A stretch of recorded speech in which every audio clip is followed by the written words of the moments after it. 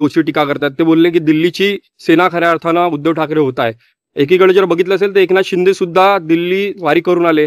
अमित शहा मोदींना भेटले, मात्र ते मुख्यमंत्री सुद्धा बनू शकले नाही. आपण कसं बघताय या शर्यती? त्यांना शिंदेंना आणि अजित पवार दादांना मी सांगतोय, भाजप आता कळेल त्यांना भविष्यात सुरू झालेली आहे त्यांना. यामुळे या एकमेकांमध्ये भांडण्यापेक्षा भाजप ज्या पद्धतीनं लोकशाही व्यवस्था संपायला निघालेली आहे, त्यामुळे सगळ्यांनी एकत्रित आलं पाहिजे.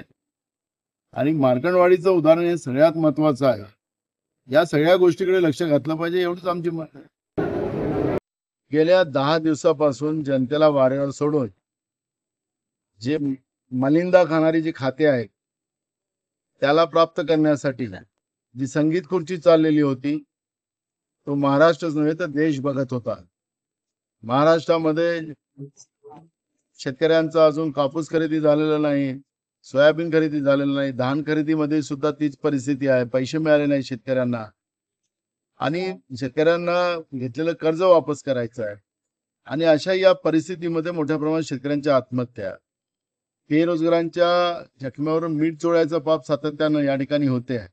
आपण पाहिलं की कंत्राटी भरती करणार नाही अशा पद्धतीची घोषणा फडणवीसांनीच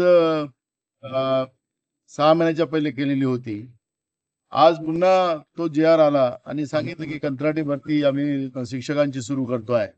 म्हणजे आखरी तरुणांच्या जखमेवरून मीठ चोळण्याचं पाप हे सरकार करताय. हे सरकार जनतेचं नाही.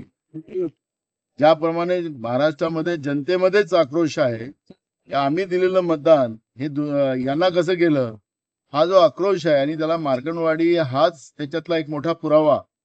भारताची सीतावरून परीक्षा होते, तीच परीक्षा मार्कंडवाडीने आपल्याला या राज्यामध्ये दाखवून दिलेली आहे. त्यामुळे यांना जनतेची काळजी नाही. यांना मलिंदेचे खाते कसे मिळतील आणि यांच्या सगळ्या थाटबाट कसा कायम राहील याच्यावर हे सरकार काम करताना आपण पाहतोय. आणि त्याच्यामुळे आज तर एक नवीनच झालं की अजूनही राज्यपालाकडे बहुमताचा आकडा घेऊन पोहोचले नाहीत. आणि इकडे राज्याच्या मुख्य सचिवांनी पत्रिका पण तयार करून टाकली शपथविधीची, मुख्यमंत्र्याचं नाव पण लिहून टाकलं.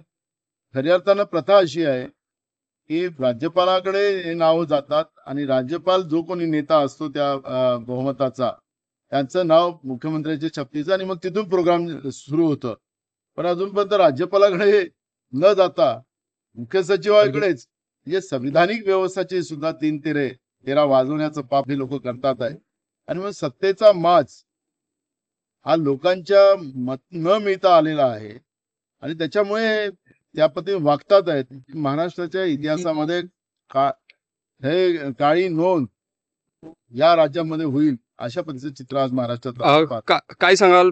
एकनाथ शिंदे येथील आमदार जे आहेत ते